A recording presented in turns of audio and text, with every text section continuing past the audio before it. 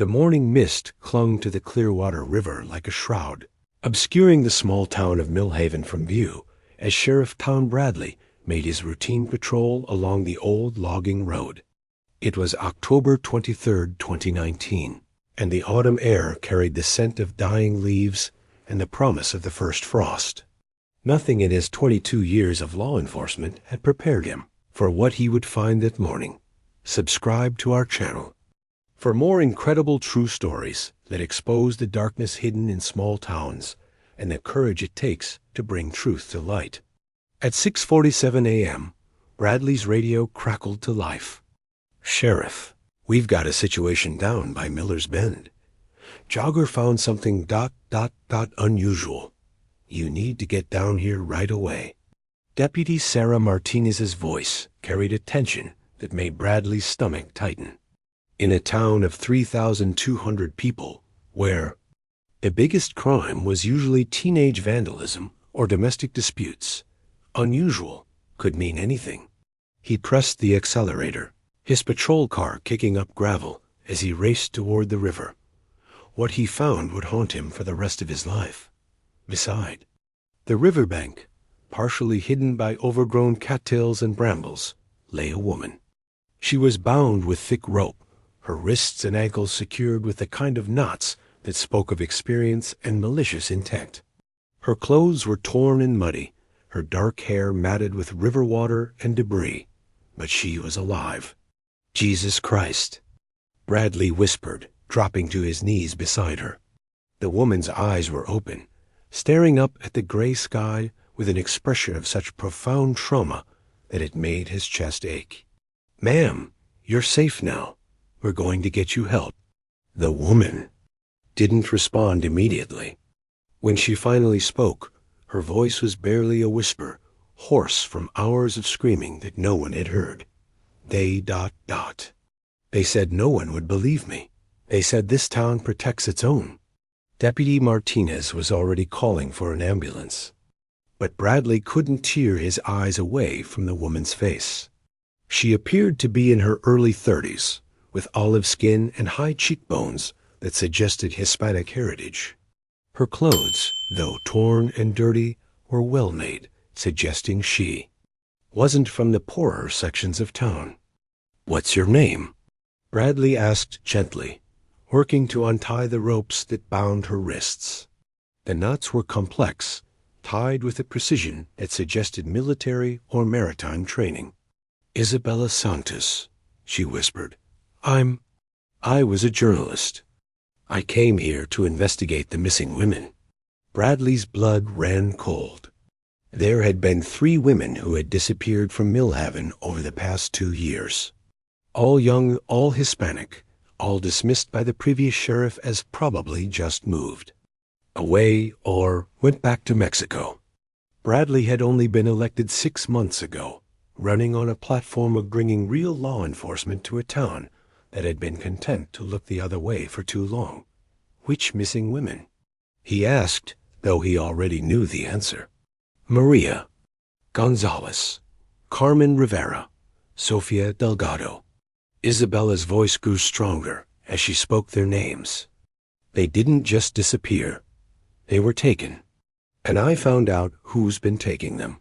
The ambulance arrived with sirens wailing, shattering the morning quiet.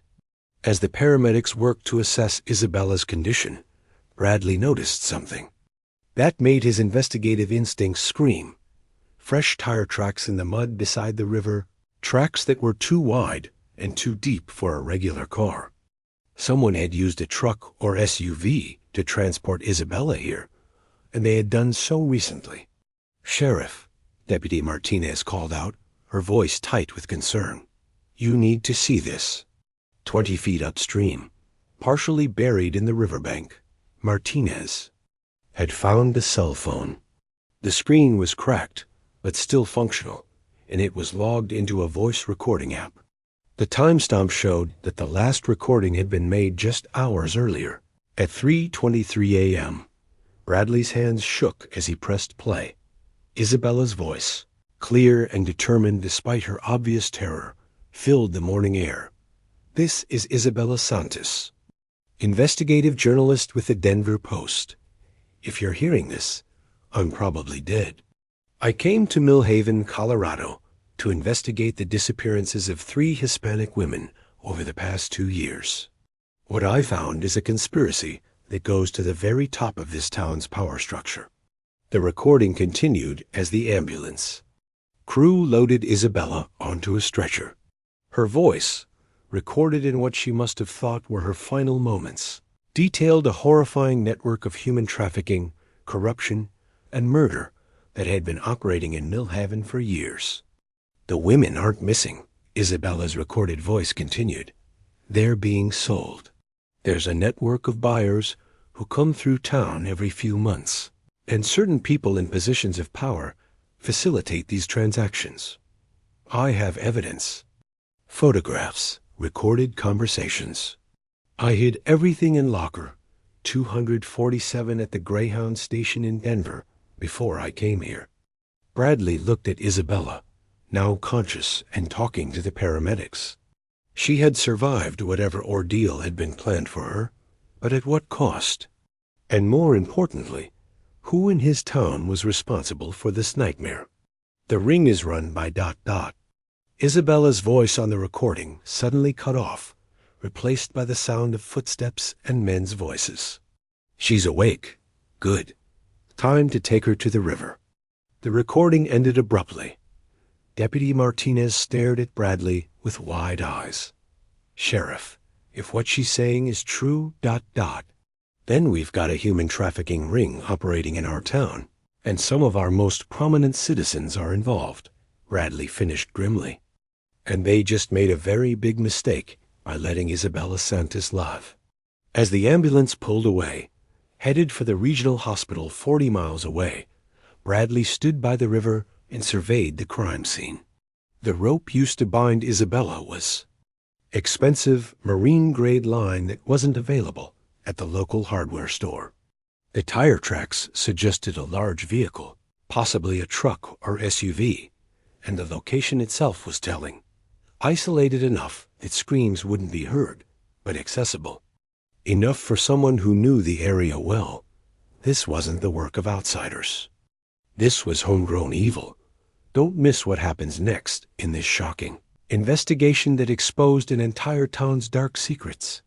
Subscribe to our channel and hit the notification bell to follow this incredible story of courage and justice.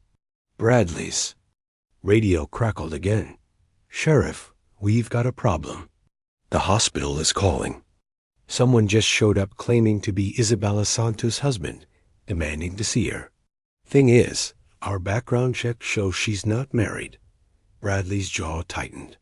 They weren't even going to wait for Isabella to recover before making their next move. Do not let anyone see her without my personal authorization. Nobody. And I want a deputy stationed outside her room 24/7. Copy that, Sheriff. As Bradley drove back toward town, his mind raced through the implications of what had just been discovered.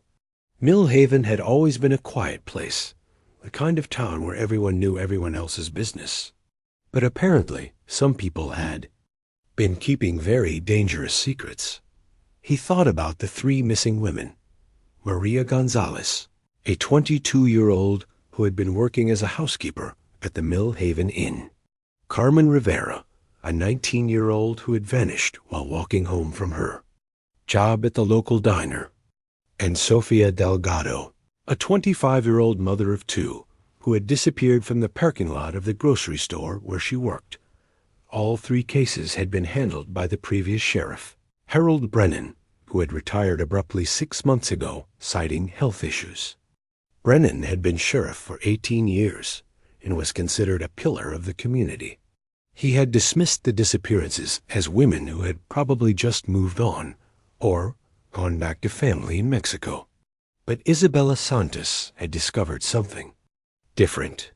She had found evidence of a systematic operation that was preying on vulnerable Hispanic women in the community. And now someone had tried to kill her to keep that secret buried. Bradley pulled into the sheriff's department parking lot, his mind already working through the steps he would need to take. First, he had to ensure Isabella's safety. Then, he needed to retrieve the evidence she had hidden in Denver. Most importantly, he had to figure out who in his town could be trusted and who might be part of this conspiracy. The morning sun was finally burning off the mist, revealing Millhaven in all its small-town charm. Tree-lined streets, well-maintained. Houses, a bustling downtown area where neighbors still stopped to chat on the sidewalk. It looked like the kind of place where terrible things didn't happen. But Bradley was beginning to understand that appearances could be deceiving. Behind the facade of small-town innocence, something monstrous had been growing. And Isabella Santos, through her courage and determination, had just handed him the key to exposing it. As he walked into the sheriff's department, Bradley made a silent promise to the 3 women who had disappeared and to Isabella Santos, who had risked everything to find them. He would uncover the truth, no matter how deep the corruption ran or how many powerful people tried to stop him. The bound woman by the river had survived to tell her story. Now it was time for that story to change everything. Inside the department, Bradley found Deputy Martinez already at work, pulling files and making phone calls. She looked up as he entered, her expression grim. "Sheriff, I've been looking into Isabella Santos' background. She's legitimate. Pulitzer Prize-nominated journalist, specializes in investigative pieces on human trafficking and organized crime. She's been working on a series about trafficking routes through small American towns." Bradley nodded. "What about the previous investigations into the missing women?" Martinez's expression darkened. "That's the problem. There barely were any investigations.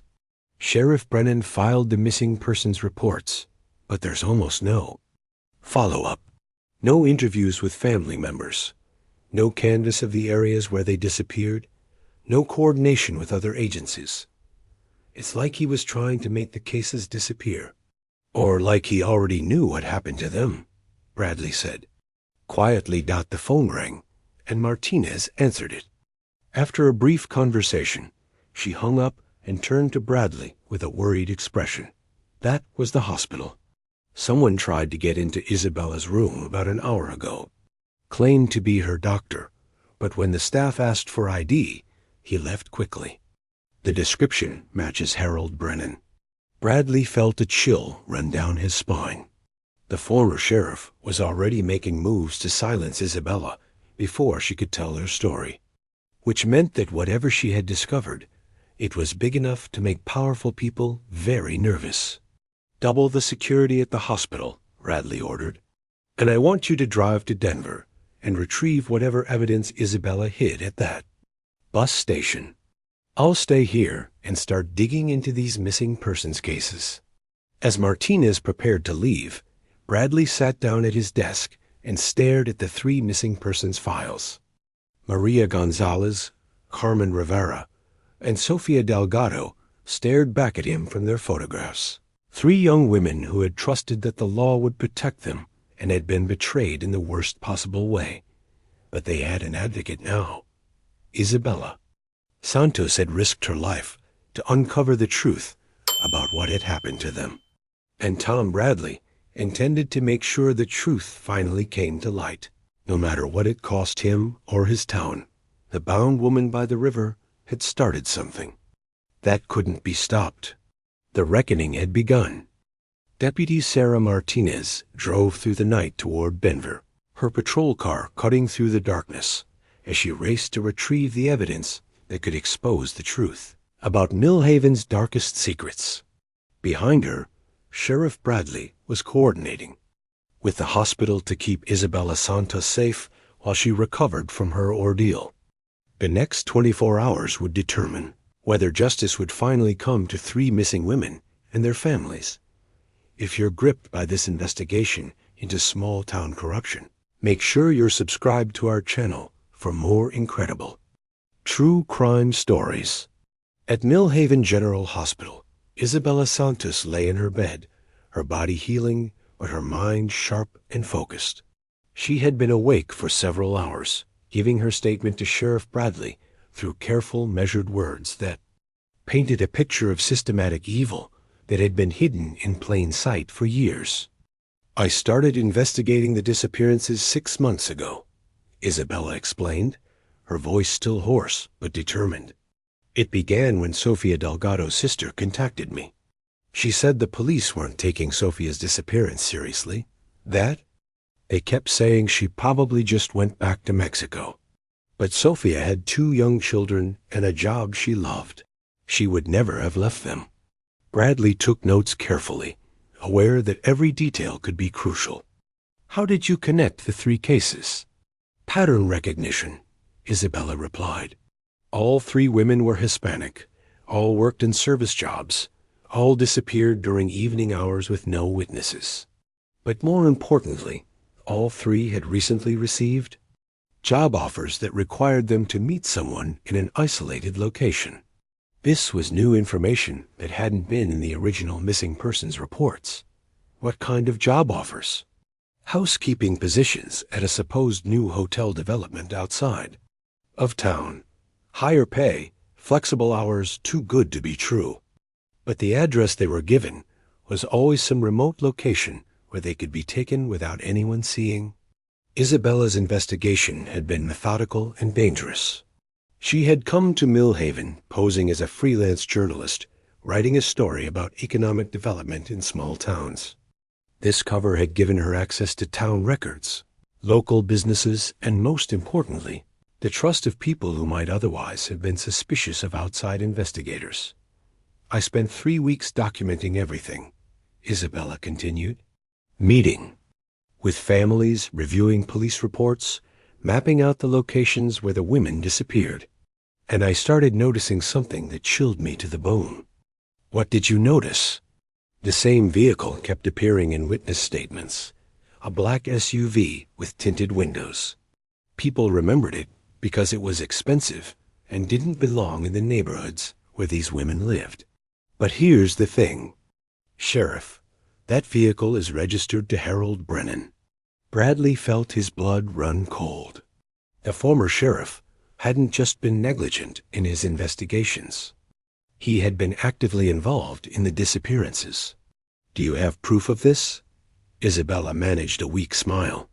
"I have photos, video surveillance from businesses near the disappearance sites, and something even better. I have Harold Brennan on tape discussing prices with a buyer." Meanwhile, Deputy Martinez had reached Denver and was navigating the nearly empty Greyhound station. At 3:47 a.m., the building was mostly deserted except for a few overnight travelers and a security guard who looked like he'd rather be anywhere else.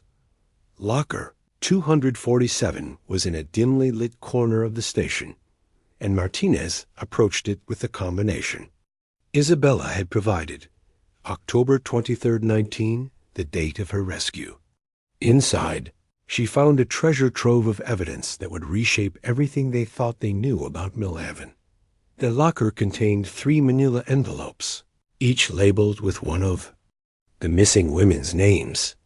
Inside each envelope were photographs, documents, and audio recordings that detailed a sophisticated trafficking operation that had been operating under the cover of legitimate businesses for years. Martinez opened Maria Gonzalez's file first. The photographs showed the young woman cleaning rooms at the Millhaven Inn, unaware that she was being watched and photographed by someone planning her abduction. There were also copies of fake job advertisements that had been posted on Spanish-language job boards, promising high-paying housekeeping positions to women who fit specific demographic profiles. But the most damning evidence was an audio recording of a phone conversation between Harold Brennan and someone identified only as the buyer. "The next shipment will be ready Thursday." Brennan's voice was clearly audible. "Young, healthy, no family connections that will cause problems. The price is $15,000 for this one, same as always." "And you're sure there won't be any investigation issues?" the other voice asked. "I've been sheriff here for 18 years. I control what gets investigated and what doesn't." These girls come from poor families, illegal status, no one who will make noise if they disappear. Perfect for your needs. Martinez felt sick listening to the recording. The man sworn to protect the people of Millhaven had been selling them to the highest bidder. But the evidence got worse. Carmen Rivera's file contained similar materials, but also included photographs of a warehouse facility outside of town that was being used as a holding location. The images showed makeshift cells, chains, and evidence of multiple occupants over an extended period. Sofia Delgado's file was the most heartbreaking. It contained letters she had written to her children, apparently during her captivity, letters that had never been sent. In them, she begged for forgiveness and promised that she would find a way back to them. The letters were dated over a period of several weeks, suggesting that the women weren't being moved immediately after their abduction. But the most shocking revelation was in the fourth envelope, labeled The Network. Inside were organizational charts, financial records, and a list of buyers that read like a who's who of wealthy and powerful men from across the region. The trafficking ring wasn't just a local operation. It was part of a sophisticated network that moved women across state lines, providing domestic workers to wealthy clients who wanted servants they could abuse without fear of legal consequences. The women were sold with forged documents that made them appear to be willing employees, but they were actually being held in conditions of absolute slavery. Martinez photographed everything before carefully repacking the evidence and beginning her drive back to Millhaven. As she drove through the pre-dawn darkness, she called Sheriff Bradley with an update. "Sheriff, you need to prepare yourself. This is bigger than we thought. We're not just dealing with 3 missing women. We're dealing with a trafficking network that's been operating for years. And Harold Brennan is just the tip of the iceberg." Back in Millhaven, Bradley was dealing with his own crisis. The hospital had called to report that someone had attempted to break into Isabella's room during the night shift. Security cameras had captured images of 2 men in dark clothing who had disabled the alarm system and nearly reached Isabella's floor before being discovered by a nurse. They're getting desperate, Bradley realized. Isabella's testimony is going to bring down some very powerful people, and they're willing to kill to stop her. Isabella, despite her injuries, insisted on continuing her statement. "Sheriff, there's something else you need to know. The warehouse where they're holding the women, it's not just a storage facility. It's owned by Mayor Davidson's construction company." Bradley's heart sank. Mayor Robert Davidson was one of the most respected men in Millhaven, a pillar of the Haven community who had been instrumental in bringing new business to the town. If he was involved in the trafficking ring, it meant the corruption went to the very top of the town's power structure. Mayor Davidson has been providing the infrastructure for the operation, Isabella continued. The warehouse, transportation, even help with document forgery. In exchange, he's been getting a percentage of the profits and political protection for his other business dealings. As dawn broke over Millhaven, Deputy Martinez returned with the evidence that would change everything. The photographs, recordings, and documents painted a picture of systematic evil that had been hidden behind the facade of small-town respectability. The evidence is overwhelming, but the danger is just beginning. Subscribe to our channel and hit that notification bell to see how this investigation exposes the truth and brings justice to the victims. Bradley spent the morning reviewing the evidence with Martinez, both of them struggling to process the scope of what they had uncovered. The trafficking ring had been operating for at least 5 years, had victimized dozens of women, and involved some of the most powerful people in the community. "We need to move fast," Bradley decided. "Once word gets out about what we've found, they'll either try to destroy evidence or eliminate witnesses, or both." But as they prepared to make arrests, Bradley received the call that made his blood run cold.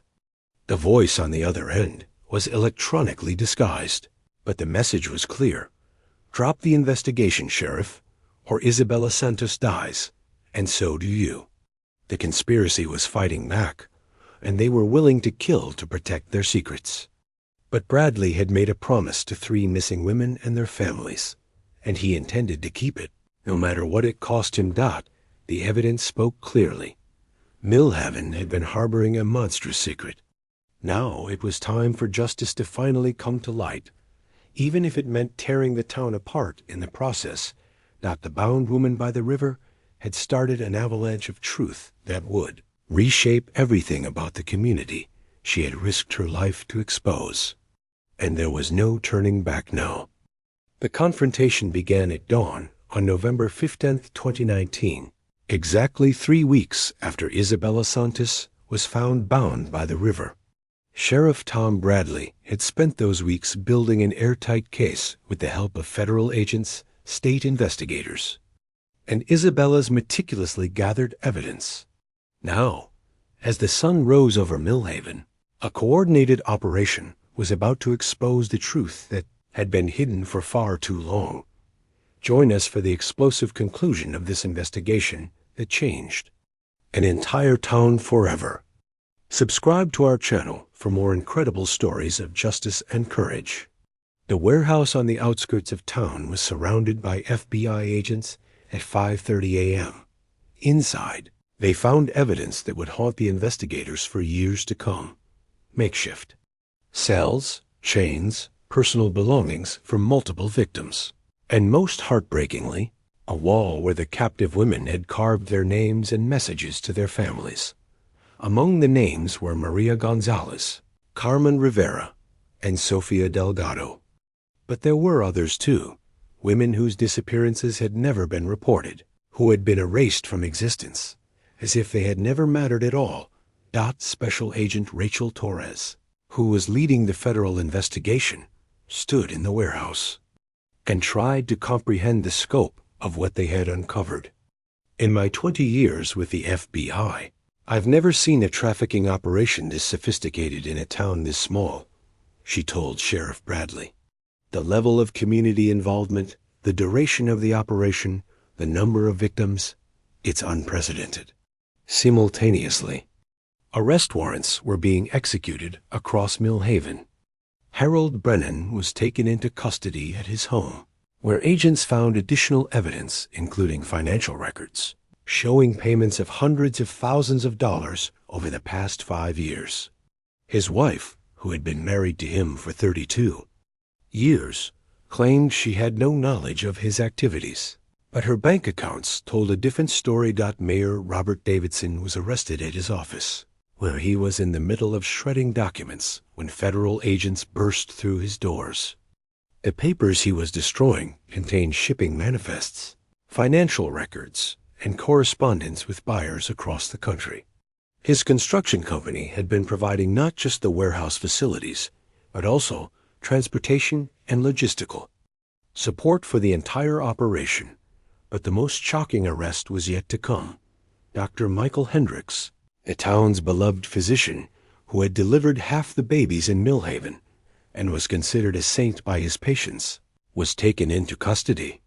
At his clinic, the evidence against him revealed that he had been providing medical examinations of the trafficking victims, ensuring they were healthy for buyers, and administering sedatives to keep them compliant during transport.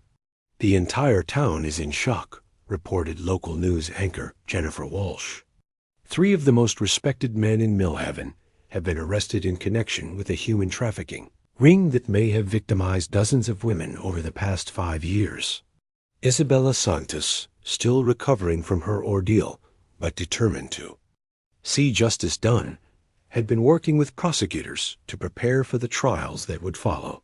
Her testimony would be crucial, but it was her investigative work that had provided the foundation for the entire case.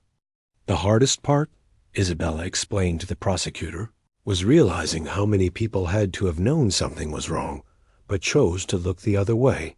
This wasn't just a few bad actors.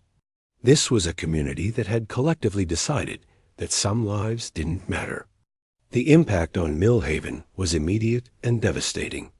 Property values plummeted as national news crews descended on the town. Businesses closed as tourists and new residents avoided the area. The high school football team canceled their season. After several players' families were implicated in the conspiracy, but most importantly, the arrests had given hope to the families of the missing women. Sofia Delgado's sister Maria had never stopped believing that her sister was still alive somewhere. When agents found evidence suggesting that some of the trafficking victims had been sold to buyers in other states, search efforts intensified. The breakthrough came when investigators tracked down a buyer in Arizona who had purchased Sofia Delgado 18 months earlier. Under interrogation, he revealed that she was being held at a ranch outside Phoenix, where she had been forced to work as a domestic servant under threats of violence against her children. The rescue operation took place on a Tuesday morning. Federal agents surrounded the ranch while Sheriff Bradley, who had insisted on being present, waited anxiously for word. When the radio crackled with confirmation that Sofia was alive and safe, Bradley broke down in tears. "She's alive," he called. "Isabella, who is still recovering at the hospital. Sofia Delgado is alive. We found her." Isabella's response was immediate. "What about the other two?" The search for Maria Gonzalez and Carmen Rivera continued, but the trail had gone cold.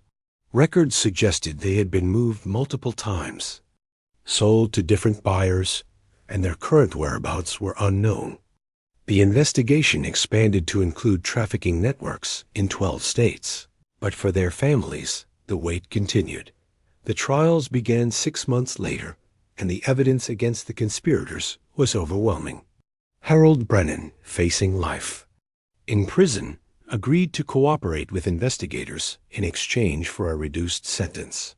His testimony revealed the full scope of the operation and implicated additional conspirators who had not yet been arrested. "It started small," Brennan testified. "Just one woman, someone who was undocumented and wouldn't be missed. But the money was incredible, and the buyers kept asking for more. Before I knew it, we were running a full-scale operation." Mayor Davidson refused to cooperate and was sentenced to 40 years in federal prison. Dr. Hendricks, whose medical license was revoked, received 35 years. The sentences sent a clear message that the federal government would not tolerate trafficking operations, regardless of how respected the perpetrators were in their communities. But for Isabella Santos, the legal victories were only part of the story. She had come to Millhaven to investigate 3 missing women, and she had uncovered a network of evil that had destroyed countless lives. Her series of articles about the case won the Pulitzer Prize for investigative reporting, but she considered the award meaningless compared to the lives that had been saved. "The real heroes," Isabella said during her acceptance speech, "are the women who survived, the families who never stopped fighting for answers, and the law enforcement officers who were willing to challenge corruption in their own community." Sheriff Bradley was re-elected unanimously, running unopposed after his handling of the case. He used his platform to implement new protocols for investigating missing persons cases, particularly those involving vulnerable populations who might be overlooked by traditional law enforcement. The town of Millhaven slowly began to heal, but the scars would last for generations. A memorial was erected for the victims of the trafficking ring, with plaques bearing the names of all the women who had been confirmed as victims. The memorial included a quote from Isabella Santos: "When we speak for those who cannot speak for themselves, we honor the best of what humanity can be." This incredible story of courage and justice continues to inspire reforms in how we investigate missing persons cases and protect vulnerable communities. Subscribe to our channel and share this story to help ensure that other victims are never forgotten. Sofia Delgado was reunited with her children in an emotional ceremony that was covered by news outlets across the country. Her recovery would take years, but she was determined to rebuild her life and help other trafficking survivors. "I never gave up hope," she said through tears. "Even in the darkest moments, I believed that someone would come looking for me. Isabella Santos gave me back my life." The search for Maria Gonzalez and Carmen Rivera continued, with investigators following leads across the country. The FBI had established a task force dedicated to dismantling the entire trafficking network, and arrests were being made in multiple states. 2 years after the initial arrests, Maria Gonzalez was found alive at a private residence in Nevada, where she had been held as a domestic servant. Her rescue led to additional arrests and the discovery of other victims. Carmen Rivera's fate remained unknown, but the investigation continued. Isabella Santos established the Missing Voices Foundation, dedicated to investigating cases of missing persons from marginalized communities. Her work in Millhaven had shown that with persistence, courage, and the right resources, even the most deeply buried truths could be brought to light. The bound woman by the river changed everything, Sheriff Bradley reflected years later. She showed us that evil can hide in the most unlikely places, but also that good people can overcome it when they work together. The town of Millhaven had been forced to confront its darkest secrets, but in doing so, it had also discovered its capacity for redemption. The community that had once turned a blind eye to the suffering of the most vulnerable members had become a model for how to address trafficking and support survivors. The memorial for the victims stood in the town square, a permanent reminder of the price of silence and the power of speaking truth. Visitors from around the world came to Millhaven to learn about the case and to pay their respects to the women who had suffered and died there. But perhaps the most important legacy of the case was the change it had brought to law enforcement practices across the country. The Millhaven protocols had been adopted by police departments nationwide, establishing new standards for investigating missing persons cases and ensuring that no victim would be dismissed simply because they were poor, undocumented, or from a marginalized community. Isabella Santos had come to Millhaven to investigate 3 missing women. In the end, she had saved dozens of lives, exposed a network of evil that spanned multiple states, and changed the way America thinks about human trafficking.